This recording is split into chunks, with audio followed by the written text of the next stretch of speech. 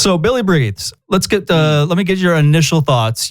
So what you did, by the way, I guess, for those, the uninformed here, what Walterooski does is he goes on the, what do you call it? The Twitch? Is Twitch still going to be around? Twitch isn't getting banned, right? We're still there, yeah. Uh-huh. As far as I know, it wasn't on the TikTok chopping block. Okay.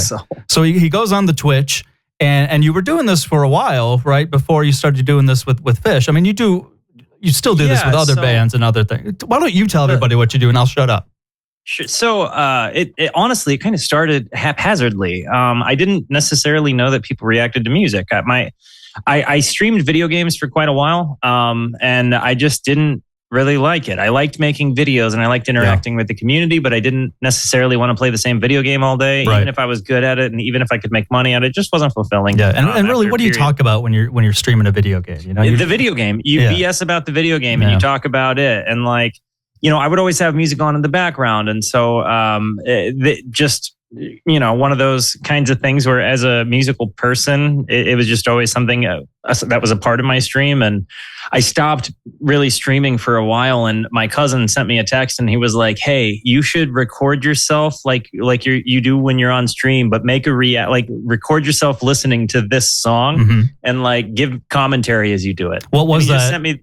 That song was called Hi Ren by this artist called Ren. Actually, a mind-blowing thing to watch. It's definitely relatable, but my head was blown, and I went to go send him the video, but it was too big to email. And so I literally just posted it on my YouTube channel, which at that time had Hearthstone video game content, which was like a whole nothing burger. Yeah. And it's not something I ever put serious stuff into. And I woke up and it just had a lot of views, and I had no idea why. And my cousin was like, "I really liked it." And I was like, "Who did you share it with?" And so I started reacting to that, and the more I started doing it, the more I was initially not doing it live on stream. And then I, took it to stream where there was a whole bunch of video game nerds like me that were like, "What are you doing, bro? This isn't a video game." Yeah. But, people from YouTube started coming over when I started announcing that I was streaming, and it just really became about musical discovery. I've always tried to go out of my way to hear new music, and I actually am one of the people that listens to the songs typically that people send him because I like discovering music. Yeah. And so when I started branching out and doing other artists other than Ren, my buddy Rumham, who used to stream Hearthstone as well, was like, "You should listen to King Gizzard and the Lizard Wizard." And I, because he was like the homie from, I call it the gamer arc. I was like, "Sure, let's go." And I fell in love with that band immediately. And then that was really the first band I thought to myself, I want to listen to a whole album and review the album as a piece of art instead of just a song. And so I think maybe what I do is a little bit different, because I do single song reactions, of course, but I think what I do is a little bit different in that I kind of involve a community, and I don't do a pay to play thing. So literally the only way for you to get me to listen to a song is hang out on my stream for a little while, and you earn enough points, and eventually you can buy a piece of song pie, and it just puts it on this giant wheel, and I spin the wheel. And that's kind of how the music discovery thing happened. I've grown a community of people that are really kind of over the top, positively, balanced individuals, I think. And they've kind of got a good taste in my tastes. How long have you been doing this? How long have you been streaming the music stuff? A little over a year. Really? Okay. Yeah. Wow. Yeah. So not that long. Maybe a year and a half at this point. Yeah.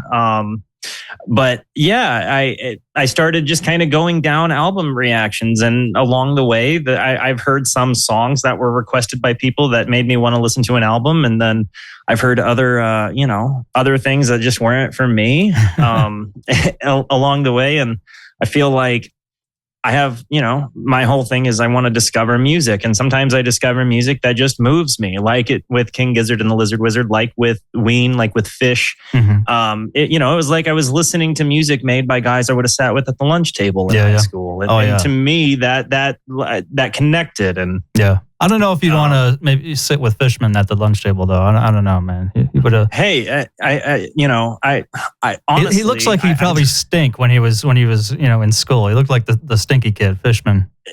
The thing about Phish, I think that's so funny is.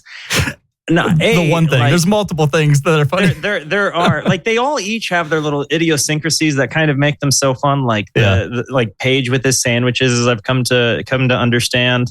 Like he crushes Sandos. Yeah.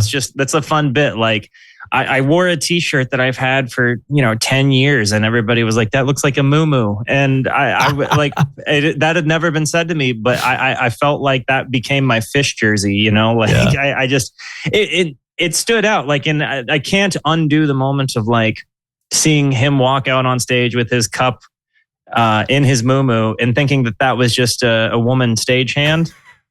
And like a balding woman. Yeah, well, I didn't. The lighting wasn't so great. Like she a woman with not the best haircut, but like, right. I didn't know what a muumuu was until I saw that video. Yeah. My God, that's awesome. So again, real quick, initial thoughts on Billy Breathes, because that's what you listened to tonight, and then we'll go into further detail on it in a bit here. But just real quick, initial thoughts, because I got all the way up to like Taste, and then I had to go for this, So honestly, I think with Billy Breathes, the more, and there's going to be an element of recency bias no matter what I say, just because I'm fresh off of that album.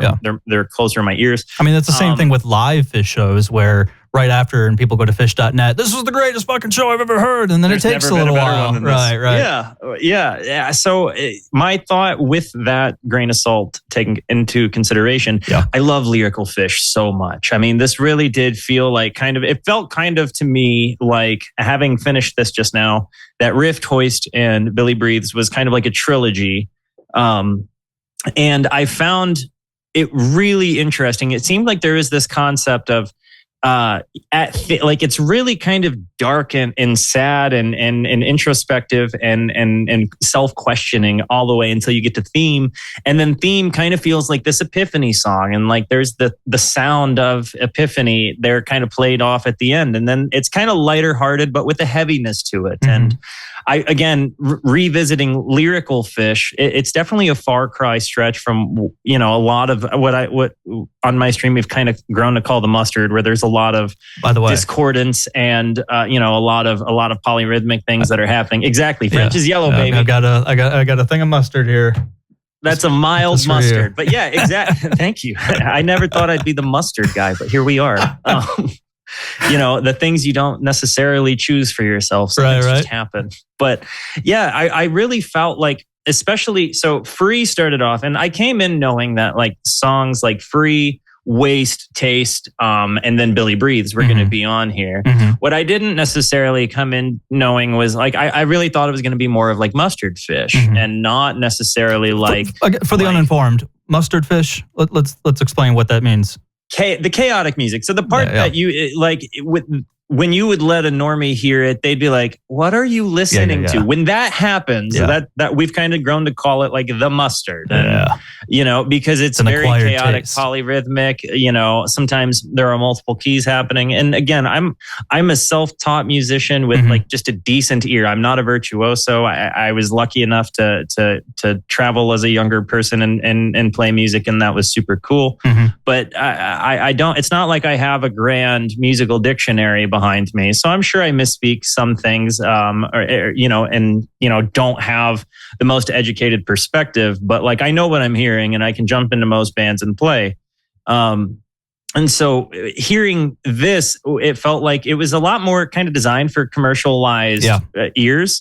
There was definitely that, and I think the part of me that was disappointed in the album was that it kind of felt like what I imagine people felt like Dylan did when he went electric. It seemed a little bit removed of what I had heard before. I liked it though, because it allowed me to kind of focus more in on the lyricism. And then it lacked some of the tension that makes the solos go live and make those more rewarding. Right. But the solos still ripped. So I felt like it was huge. But again, I think Rift is perhaps a sentimental first for me. And I don't know if I'll get to back out of that one because it's like the album that got me to listen to Phish. Me too, brother. Yep. And I think that there's a lot to me that is kind of special about that. And the reason I go through things chronologically like I do is because I think all of us kind of, when we find a band we like, it starts with a song, and then that song leads us to the album that song is on, and then that album leads us to the rest of the catalog. And so when I start from Rift and then I go back to the beginning and go all the way up through, I kind of get to experience it in the same way that fans did. And, you know, it seems like I don't watch reaction videos, if I'm just being as honest as I can be with you. I don't listen to a lot of radio shows. I hear you. I totally 100% can see why people would dunk on it, especially if they don't have the context of the fact that I just have a hobby making, like I'm a dude that underwrites loans in the same room he reacts to music in. And you know, like I don't have like any delusions of grandeur, like this is going to be my job. I just like listening to music and discovering music. And I like that I don't have that musical death feeling where I end up listening to the same 200 song playlist for the rest of my life, and music loses, you know, its joy. And when you go out of your way to discover music, sometimes you find things that stir you. And with Phish in particular, there was that element of I was understood by the lyricism and I was captivated by the sounds I heard. And again, when I looked at the lyricism behind Rift from the abstract perspective, and I could see myself kind of, you know, when you're walking through grief, you have that like kind of outside of body experience where you're kind of like watching this sad pilot steer your vessel and you're kind of like, this isn't me. And it's kind of like watching yourself exist for a period of time. And then I don't know. I've definitely found that the trilogy albums, I guess I'll say like Rift, you know, Hoist and Billy Breathes have so articulated a point of my life that I've been living in, and again articulated it in as many words as I have said, and even just the abstract thoughts, it kind of sound like, you know, when I listen to it, the way I hear those things, like the discordance in the music, I kind of feel like it's the junk in your mind as you're going through whatever it is, and there's this, I don't know, a relatability to me, and well, I remember in your Rift stream, I mean, you were pretty clear that Rift had somewhat of a personal connection to you, and me too, man, me too. And I think that's something that could be said by a lot of us being, you know, Phish fans. That there's, if not the whole album, but definitely some songs in the album just really feel like, wow, did they write this for me? You know, about me? Because this is like, you know, Fast Enough for You, and just shit, even you know, The Wedge, and just the whole. As much as, yes, I do love Billy Breathes as well, and Hoist, and Billy Breathes has my favorite song on it. Rift overall, as a, you know, is my favorite Phish album. It's just a masterpiece. As a work, and you know, again, what I do as a streamer YouTuber is I listen to albums in their entirety, and I consider a band for more than just a song. And I think when you see the collection as one piece instead of a whole bunch of little parts, sometimes you realize that album is worth more than the sum of its parts. And I think with bands like Phish, Giz for sure, you know, there's and you know, to me, I grew up listening to indie rock. So I you know, it wasn't until like after psychedelics that I started really branching out from indie rock. And, you know, when I was like 25, a guy I work with named Samson, introduced me to Dave Matthews Band. That's fucking awesome, by the way. Yeah, no, Sam, the realest dude, by the way. I lived with him right after my divorce. Like I went from my house to his spare bedroom, and all of the walls were painted red. Nice. And so I call that like my red room days. That was like when I was still in Tennessee before I got out of Dodge and moved to Arizona. But yeah, Samson introduced me to Dave Matthews Band. And when I started recognizing the jam element within Dave, it kind of reminded me of like growing up, my Uncle Steve, the guy who introduced me to guitar, he would TiVo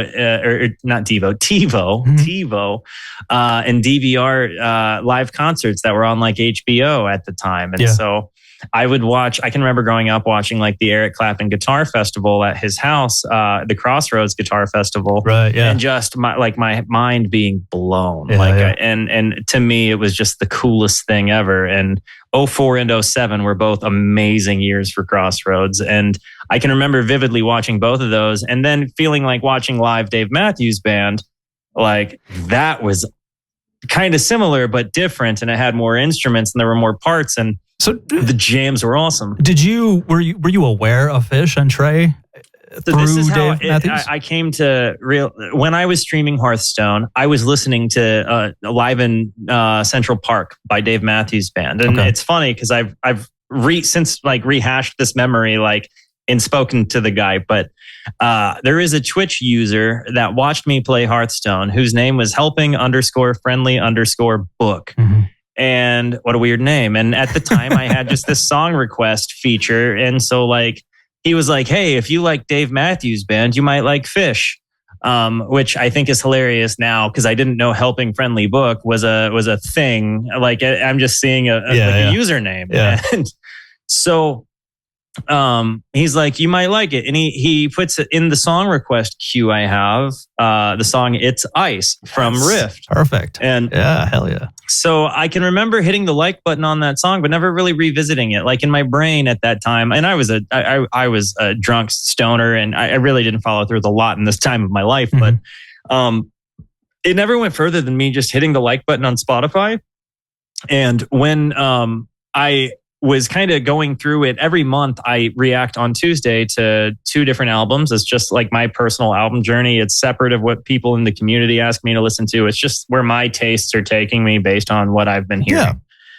And I'd been listening to a lot of Dave, and it, for whatever reason, kind of sparked oh yeah, that Phish is a jam band, kind of like Dave. I wonder what they do. And it really came from that. And so I was kind of in a moderator meeting with the 2 guys that moderate my Twitch stream.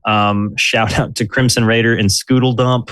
Nice. But those 2 guys, we were kind of talking and arranging the albums for my monthly album tour. And I was like, I'm going to listen to a Phish album. And literally just in the meeting, I Googled the most popular or the best Phish album. I don't remember which it was. I don't remember which word, if it was most popular or best, but it was one of those 2 words. I think Rift is the answer to both. Regardless. So far along the path, I would say the same thing with, again, the consideration that a live one, while it is an album, it is kind of in a league of its own. It's not a studio album. Yeah, it's not a studio album. As far as the studio album goes, I don't think any of them have touched Rift for me. But I didn't know any of this as I Googled this, and I'm like, okay, Rift. And it really was just that.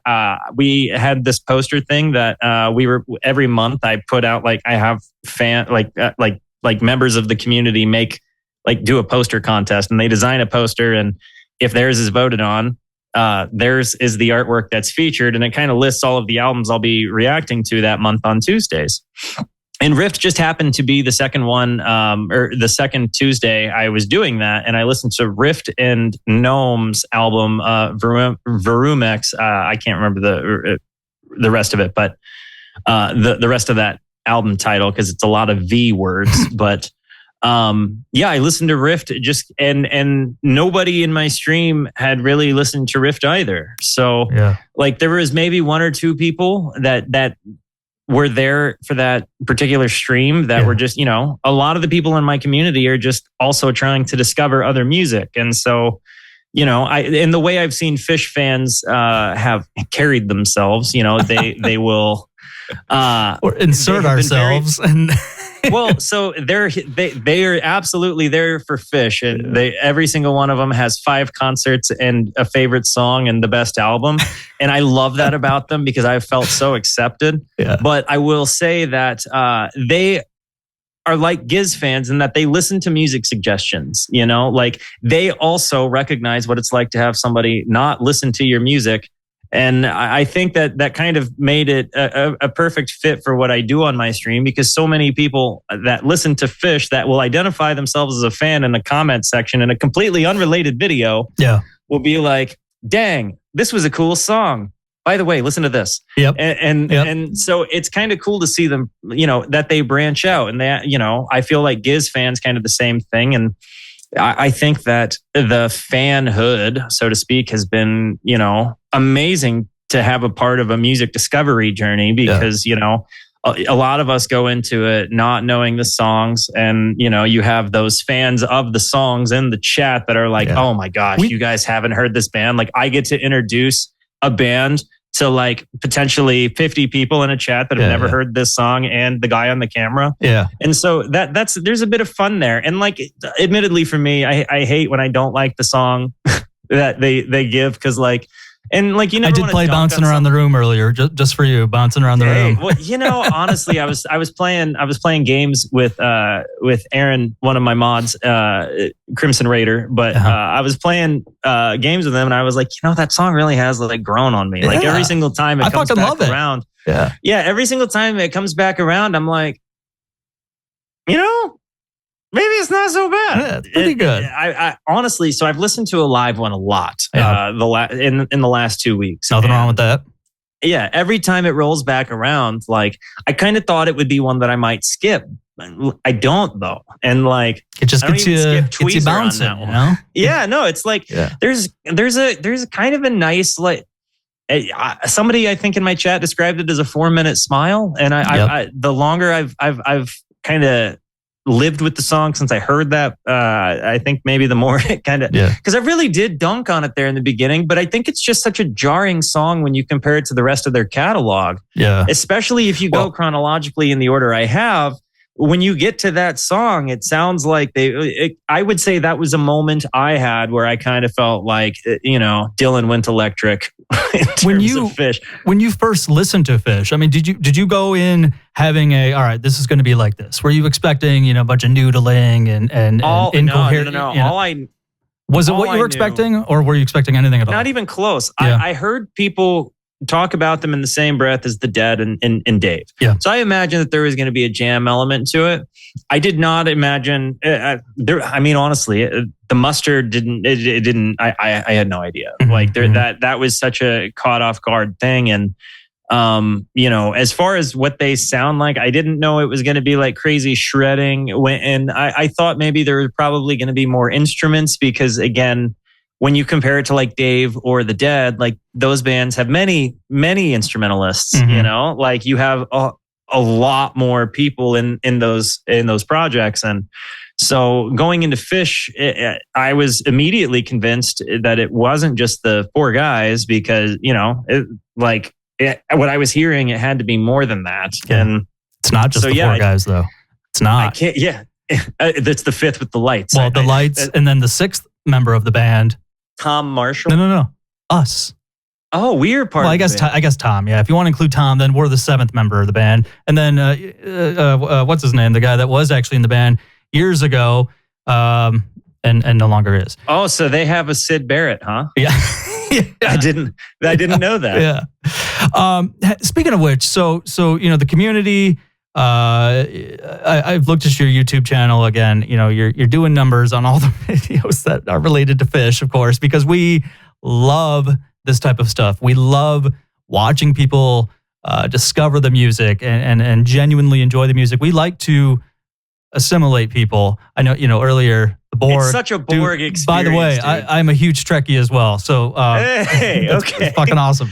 It seems like so many of us are. You've mentioned a few times now King Giz. Has the Phish King Giz connection been? Has anybody told you that? No. So I've seen in the comments that apparently Trey said Phish was. Trey said Giz was his favorite band or something. Yeah. Now I as far as that goes, I don't know anything deeper than that. Like I don't know which album he's talking about. That's pretty much it. I don't. When I hear Giz and then I go into hear Phish, to me especially, it sounds so similar because again, there's that element of the sound of friendship that I think translates in both bands. Mm-hmm. While they both kind of genre bend, while they bend into different genres respectively. Like I haven't seen the day Giz does a bluegrass song, but geez, I'm praying for it. You need to listen to. I think Trey played with Giz. If I don't know if that's happened. I'm psyched. I will find it. It'll be something I react. I'm sure that's out there, I'll have to look into that because if that's happened, I don't know how I haven't reacted to that already. That's like the Venn diagram of Phish fans and Giz fans who also happen to like reactions is kind of like where my channel seems to be seated on the internet. But it's crazy because again, I like. Similarly with Giz, when I heard Giz, I was like, I'm going to hear all of this. This is a catalog I'm going to jump like headfirst into. And, I had that same feeling with Phish. And it's not, what's funny to me is like you see this about every kind of reactor and reaction person. A lot of people see it as like, or think I'm faking like for clicks, but it's sort of funny to me because it's such a micro niche thing. Yeah, right.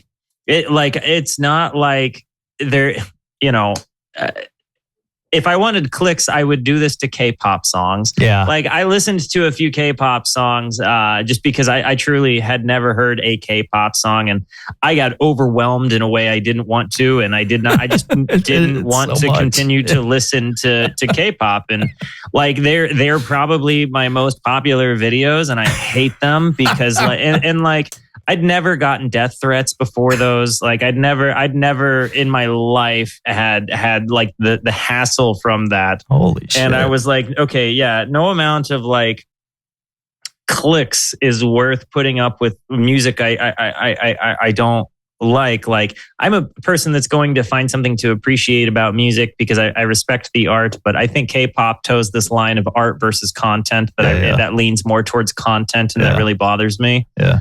And I think with Phish, it's 100% like in the the dial of art versus content. Like they're all the way on the art side, and to me, that says a lot. I would say the same thing about Giz, and like when you go to the other side of that dial, you see things like pop radio and K-pop and another one that you did on your channel. Another Claypool Lennon Delirium.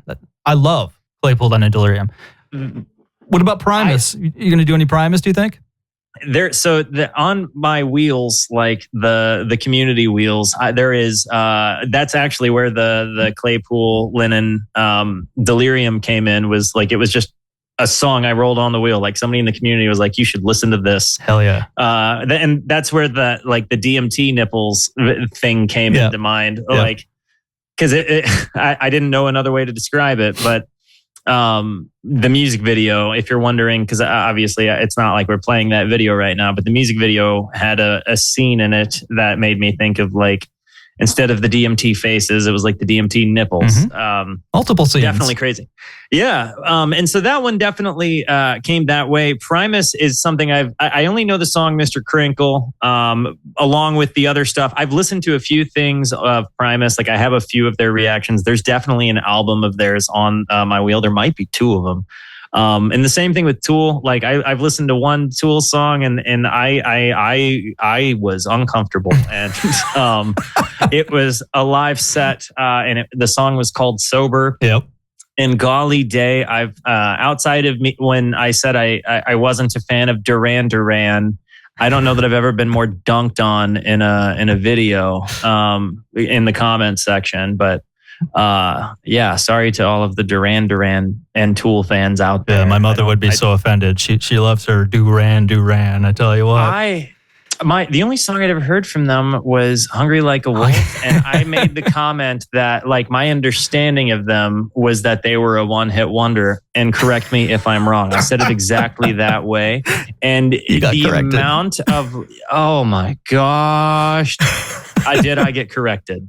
Because I was wrong. Same thing would happen with Phish, bro. Dude. Same thing would happen with Phish. If you said something like that about Phish. I would never say my understanding is that they are like, that's just the words one hit wonder never going to be mentioned on my stream again, unless I'm doing an event that is called One Hit Wonder Day and it's a whole bunch of people that submit stuff. But even like, you're not going to make everybody happy. No, you're not. No matter what, there's going to be an element where people think like what I do on there is fake, or that I've heard every song I react to already, or that like I'm grifting and do this as a full-time job, making a ton of money off of stupid people that like, watch these to feel validated. And I'm frustrated with the people that don't understand that you have to pause the music and talk. Like you have to for a reason, or there can't be any of it at all. It's yes, we all want to listen to uninterrupted Phish. That's what you come to JEMP Radio for.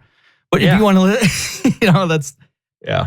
Well, and so honestly, to that topic, I recognize that not everybody necessarily understands the concept behind commentary and reaction videos to music. And, I'm not going to be upset at people for dunking on me for not getting that. Like, yeah, some people are more vocal in comment sections than others. But at the end of the day, it's not like I pause it to hear myself talk. Mm-hmm. I do give my thoughts, but that's the forum of the hobby I've chosen. Yeah. You know what I mean? I cannot upload it to YouTube if it can be a suitable replacement for a song. Right. That's like all over the paperwork or the forms, the digital paperwork that they make you fill out before you ever get to upload the video. And, Phish has 100% always allowed me to, and it's always been really cool. They've allowed me to monetize every single one of my videos. I fill out all of the paperwork, and it's definitely not like UMG is handling their stuff. I mean, I see the distinction in the emails, but every single thing I've put in and filed for, they've allowed me to do. And I mean, I know that my format is a little different because I do listen to the full albums. I don't cut parts out. So like my videos are pretty raw in that way, but you end up listening to the whole album with it definitely not being a suitable replacement for listening to the original content. Right. And again, I feel like a lot of people can be upset about the fact that I paused the music. Maybe I missed things as a result of pausing the music. And I'm a person, so I'm never going to catch every sound that people want me to hear or notice every single moment that people want me to notice. Yeah. That's going to happen. And they also have to kind of recognize that I see it as a video journal for myself in a lot of respects. Like I've asked this to a lot of people, but if you could go back and see your face the first time you listened to Phish, like, and watch that in like a family video, what would you like? Would you put a price on that? Like, if you could do that, like, what would you be willing to do to be able to go back and witness your first experience listening to Phish? I get to do that with any songs I've ever reacted to. And there have been songs along the way since I've been a reactor that have really touched my life that I listen to very frequently, and songs that like make me smile that I didn't have in my life before. And I get to go back and see those moments where I do that. And so in its own way, again, it's like a hobby. It's not like a job. Yeah. It's something I do with kind, like-minded people that also like discovering music. We make games to select the music in a way that isn't like people have to pay me to participate. Because again, I'm not trying to like hit people with my hand out. Like, I'm goodly enough and blessed enough that I get to listen to music in a format that I do, and YouTube ad revenue pays me. I don't, and that's why when people say like, hey, let me give you $20, listen to this. Like, I don't accept people's money when they do that, because it's not like, that's not what I'm here to do it for. Like, I'm genuinely trying to have a musical journey. That's so weird. Why the hell would because again, for me, like, it's not, I don't know. And maybe I'm trying to be too indie rock in my content here, but there's an element where I get to discover music.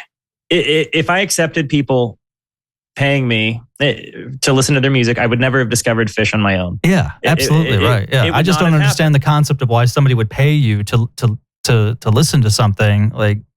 And that's why I just say, like, look, all I want you to do is hang out with us. Like, just discover music with us. Eventually, I'll roll all of the songs on the pie. Like, it's, as long as I do it. And if I decide I'm going to retire or quit streaming, like, I'll roll them out until we get to the very last one. And that way, everybody that spent time with me can go and see their video. But luckily though, I mean, you did discover Phish, and you've come across multiple songs that you have been calling favorites of yours. Just to name a few. Tough. Just to name a few. We've got obviously Bouncing Around the Room. You love Bouncing Around the Room.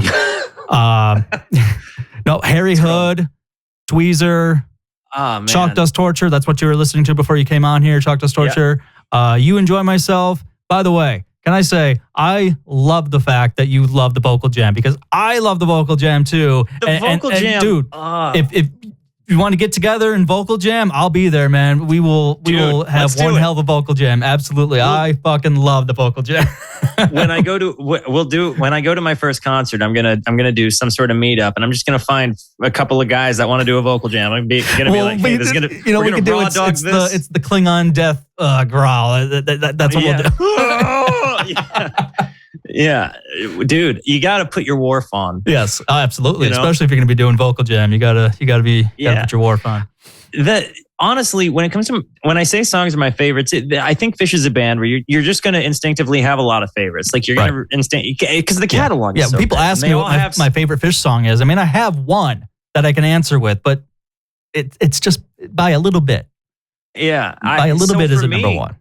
What's crazy to me is that like 1 minute songs hit me so hard. Like tonight, for example, whenever I got to Swept Away. Yeah, like it very similar to Lengthwise in that regard. Yeah. And like I think when I heard Lengthwise, that was like to me core memory moment of I connected with Phish. This was a band I was going to listen to because I remember saying like, oh, this is going to be a banger, 1 minute, 19 seconds. And that really does just, I can see that in my head and hearing, that noise from the mouth and being like, this is kind of weird. Yeah. And seeing chat being like, what is this? And then all of a sudden I kind of glance over and away from the chat and I just read the words before I ever hear them. Yep. And I can't quite piece together what it is until I start hearing the words. And then oh man, like it articulated such a specific part of my life that I don't know that I ever would have thought to conscientiously articulate myself had I not heard it. But again, that feeling of connection of somebody wrote such a specific moment of my life. And I feel understood by it. And it's heavy. And, at this point of my life, I have I've come to terms with kind of where those things are. But when I heard that song, I just felt understood. And I can't name that many artists that have put me into like a not a trance, but like a moment of just like, what did I just hear? Mm-hmm. Like a Between the Eyes shot. And as great as Maze was, and as much as I loved Rift, I really do think that Lengthwise is probably my favorite Phish song, just because that's awesome. It really did. It connected with me on a level that not a lot of artists have. And it did it in the most less is more way, in the most awkward way. It's such a goofy song. It's not a song I would suggest people listen to unless they listen to it in the context of the full album. But man, not many moments in me listening to music in my whole entire life have I felt so connected. And what did you think of the album, the artwork? Because I was the guy's laying, I was watching along. Diagonally. Yeah, he's laying diagonally and on top of a carpet that looks like a maze. And even that song, Maze, like kind of walking around like, dude, like that outsider looking in perspective, watching yourself grieving and like knowing how you used to be and knowing how you seem to be acting now. And it doesn't necessarily feel like it's you. And, then you have all of those crazy noises and then Yep. And like all of that, like it's all a big friggin' joke at the end of the day. And that really, when that meaning kind of came to me, like when I guess connected that dot, that like the circus noise kind of makes it feel like that whole thing seems like it's all a big friggin' joke. Yeah. And that could be taken sarcastically or seriously. I don't know. There was just, Rift was huge. And then, the album artwork, by the way, David Welker was the gentleman who painted that, who made that for the band. He was on the show here a couple of years ago. I did an interview with David Welker.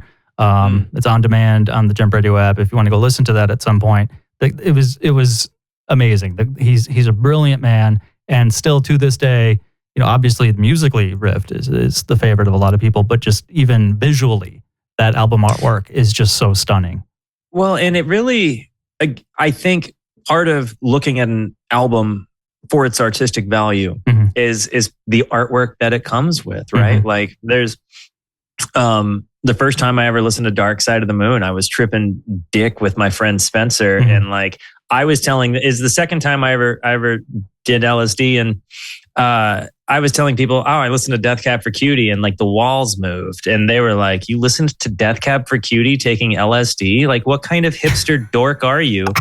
Go home and listen to Pink Floyd. Yeah. And I was like the triangle, and they were like, oh my gosh, walls. And so me and my buddy Spencer, we do it, and we make my living room dark, and we put the album artwork on my TV, and we just sit there and listen to it on a sound system with dark living room and some essential oils, making my living room smell like orange. And that moment like changed music for me. And from kind of then on, it was like indie rock was kind of just like. Did you know that Phish one year did the entire Dark Side of the Moon live for a very small audience?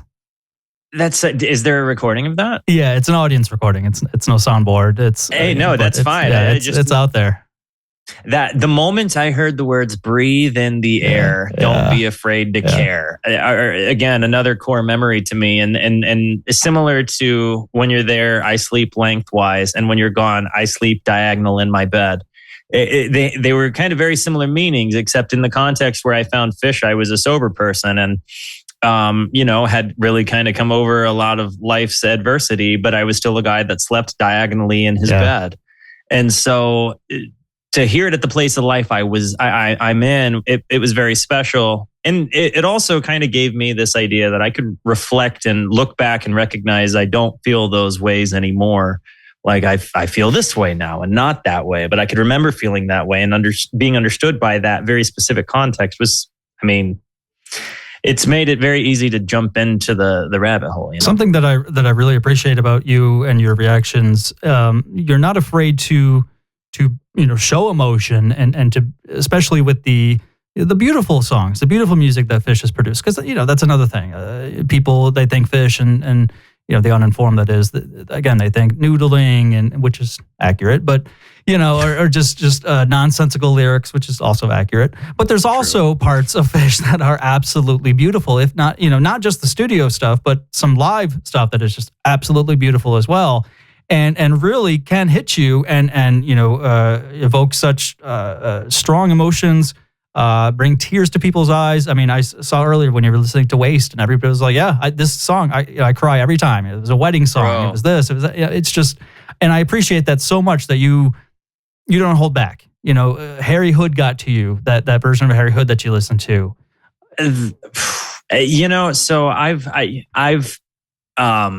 in my life, I've kind of dealt with a lot of, we'll say issues, but whether it was, I've always kind of struggled to feel good about myself and my situation. Completely understand. Especially after a hard couple of years in life, I took a lot of life to the chin. So much of it was me building up creating big problems in my life and not recognizing it, turning myself into the victim of those problems and then bitching about it. And I didn't want to do that. And so as my life has kind of been changing, and I've been kind of reflecting there, it's not like I have a whole lot of people I talk to. Like, I actually do live a pretty solitary life. And I've always been a dude that kind of I'm believe it or not, an incredibly shy person. And I don't really talk to out in public or anything. Like, I'm, unless people know me and have earned it. And then I can have this conversation. And if it's in a format that I'm comfortable, like being in my office, here,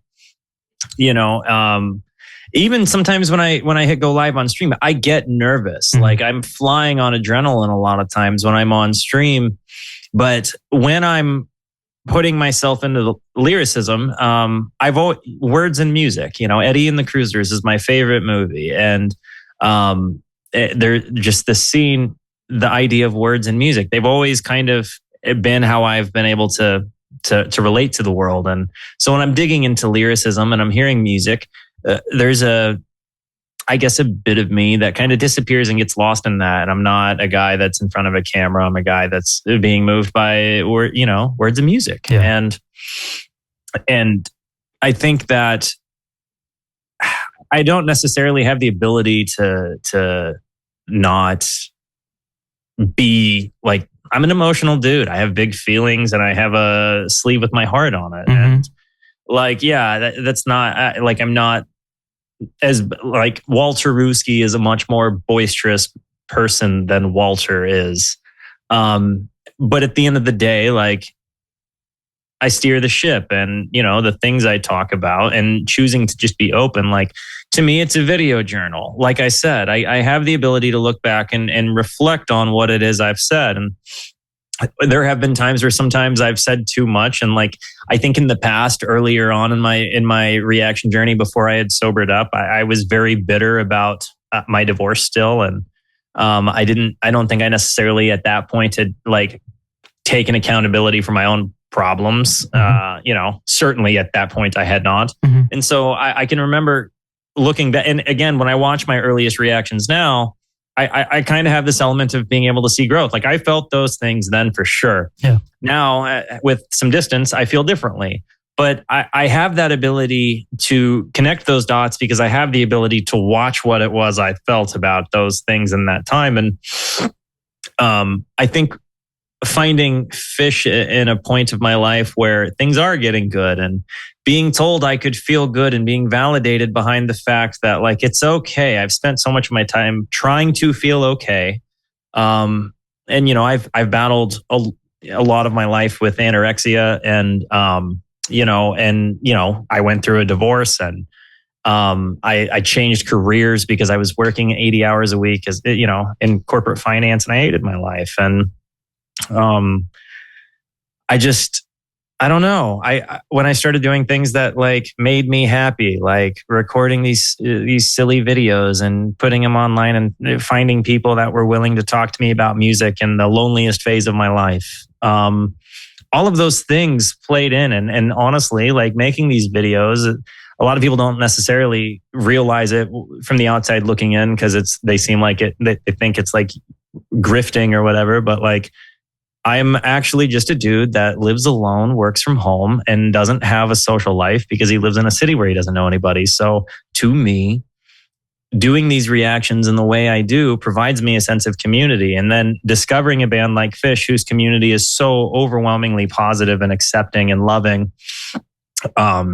And even coming from like a sober perspective where, there's a lot of people that seem to relate to the things I've discussed, as far as like connection to addiction and everything. And being accepted even in that particular aspect of my life. And,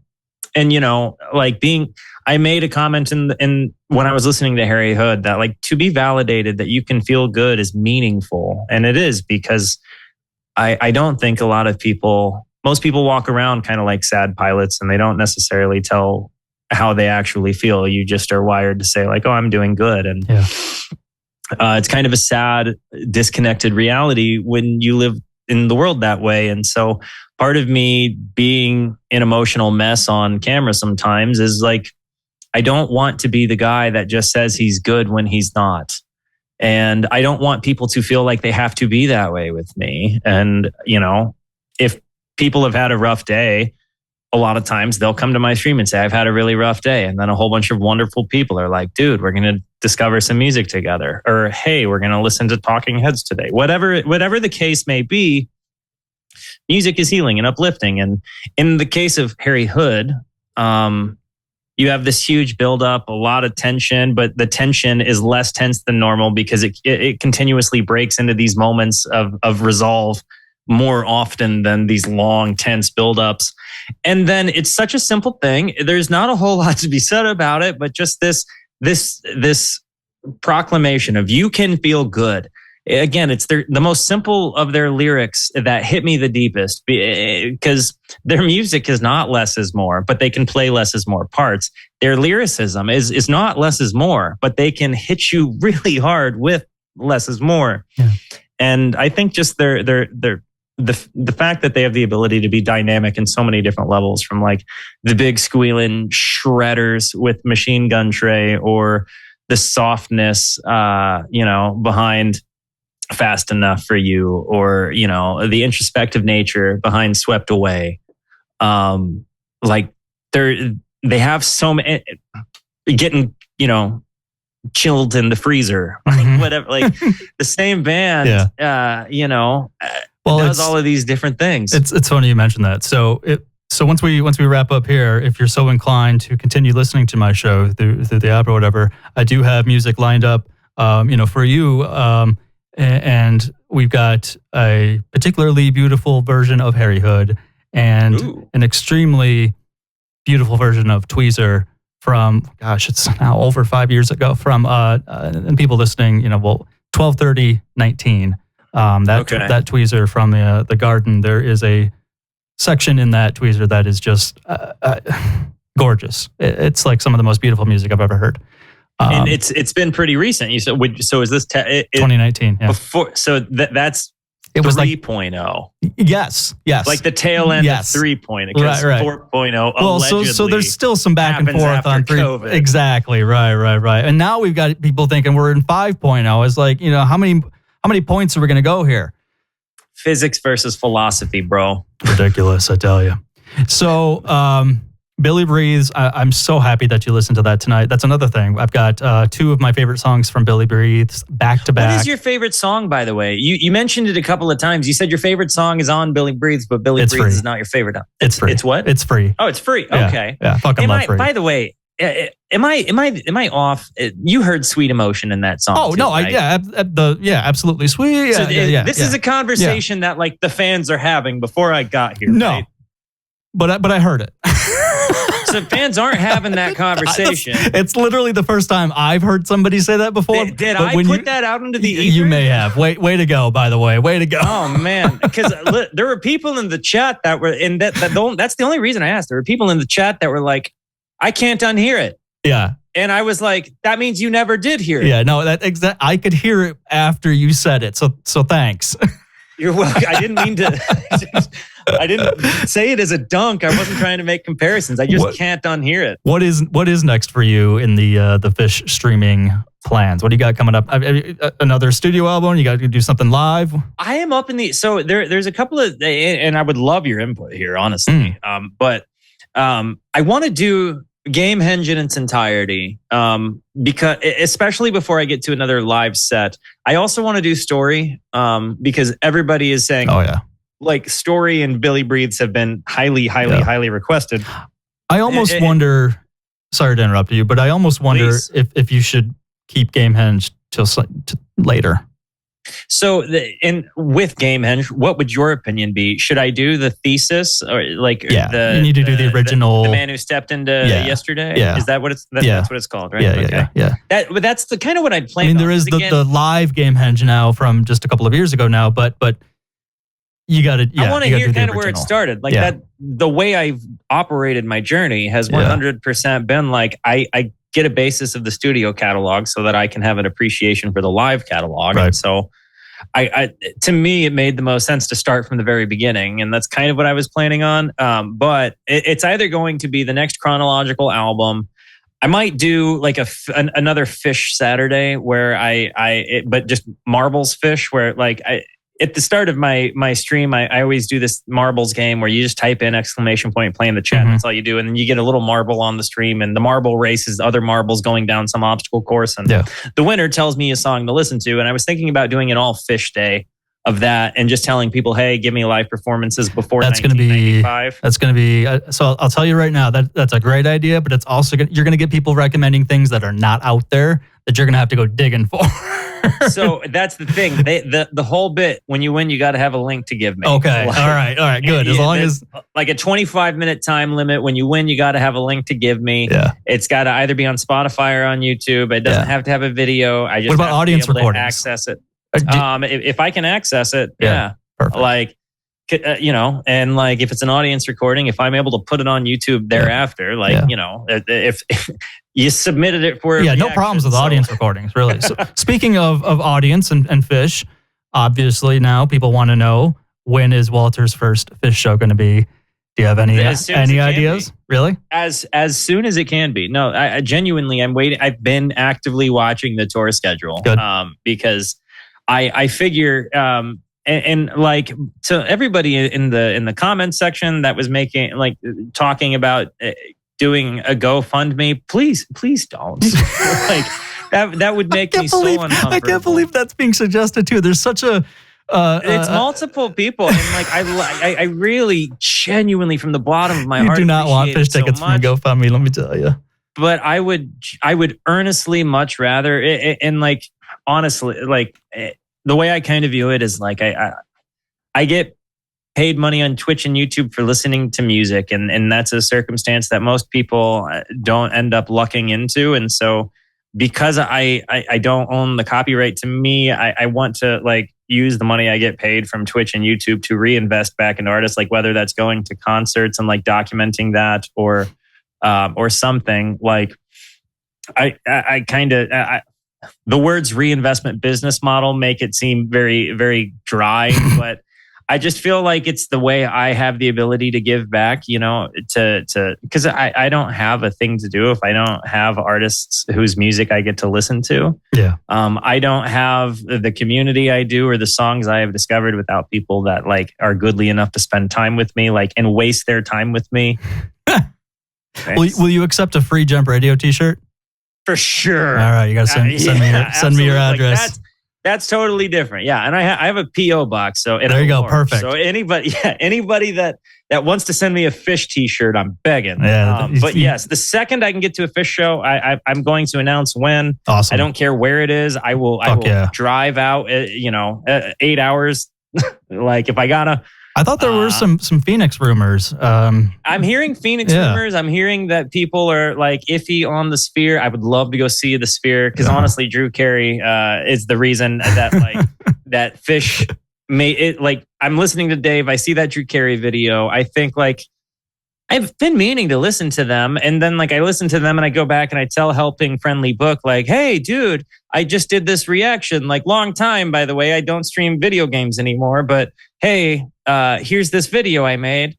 And then like I wake up and like a whole bunch of fans had seen the video. And like I didn't think it was going to be what it is. Like if you look, a lot of my videos don't go anywhere. Like, and I know that like, cause I don't upload videos for clicks or anything. Like I upload videos because I enjoy the process of discovering new music and hanging out with people.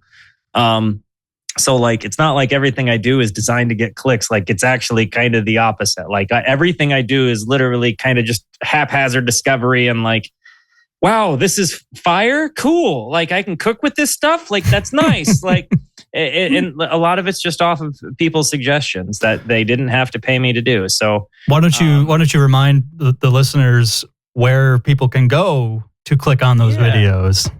So if, and this is why the name Walterooski comes in handy when you're a content creator, because it's the name Walter, Ooski. It's on YouTube or on Twitch. And yeah, I stream every Monday, Tuesday, and Wednesday on Twitch at 8:30 p.m. Arizona time. I say it that way because we don't change our clocks. So it's MST right now. It's PST other times. Gotcha. But I stream those days, and then typically I upload videos every day to YouTube based on those 3 days of streaming. And for anybody that tuned into this interview late, wants to hear it again, it will be available on demand on the JEMP Radio app and website sometime next week. And then, of course, we have the usual replay of my show next week at 4 p.m. Eastern here on JEMP Radio. Walterooski, Walter. Before we end things here, just real quick, I want you to know that you're awesome. You're valuable. You are important. You matter. You are deserving of love, and I am thankful you exist. Really, dude, you have brought a lot of us together. We love this type of stuff. You're great. Dude, honestly, thank you. I mean, truly, I mean, from the bottom of my heart, I don't mean to wax poetic. Like, I know I'm a verbose individual, but it really does mean the world to me. I mean, I've said before I ever listened to Phish that like the fanhood speaks a lot about the band. And I feel like Phish really does embody kind of the friendship you feel, like the fanhood embodies the friendship you hear in the music. And to be so accepted again, I see people dunking on other people for feeling validated by watching reaction videos. But like I also get validated in my own way by the kindness of everybody. And, to feel accepted is a beautiful thing. And I don't think what I do is particularly relevant. Like I often find myself wrestling with the frivolous nature of what it is I do, but to be made to feel that what I do is not frivolous because to some person in the world it mattered to them and they go out of their way to type a paragraph about why. That's been a true, genuine gift to my life. And, that's not something I have the ability to quantify. So yeah, to all of the people that have sent emails or like books, like the author. Yeah. So, 100 Things. Jason Gershuni. He wrote this book, 100 Things Phish fans should know and do before they die. I interviewed them. God, it was years ago now. Like right when that came out. That's awesome, dude. Yeah, but to all of the people that have just been so nice and sent me their stories about how things matter, to the people that have related to me on the addictive side and gone out of their way to say like, hey, I stand under the yellow balloons too. All of those things have genuinely brought meaning to my life and value to my life in a way that I can't describe. So again, from the bottom of my heart, genuinely thank you for accepting me into this thing and making me feel like what I do actually matters. Welcome aboard. Thanks, man. Well, there you go, folks. Walterooski. Catch his Phish reviews along with other things. I mean, you do King Giz. What else do you? Anything. I truly. So I've done a lot of run reactions. Shout out to that guy. He's an absolute artist. He's a modern bard. I obviously, I've lately been getting a lot into like jazz vibes. So like I recently reacted to Mahavishnu Orchestra.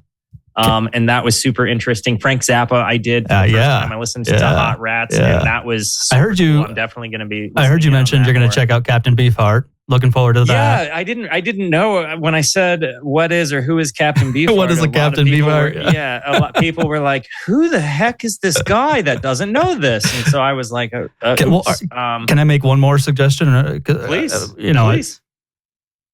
The Residents. Never. I don't. I mean, I've heard the name. So, never. I can't tell you a song. If you were to listen to one of their albums, I would recommend Duckstab. The Residents is another favorite band of Trey's, younger Trey's particularly, and Fishman. It's a favorite band of mine. Tell you what, send me the album. I will not. I will do that reaction. I will give you. There's so many people mad at me.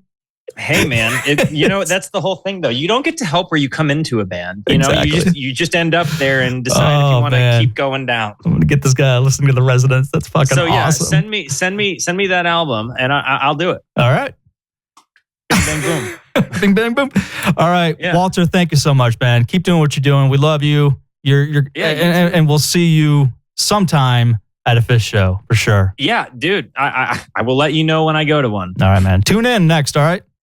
Hey, be well, guys. All right. There you go, Walter.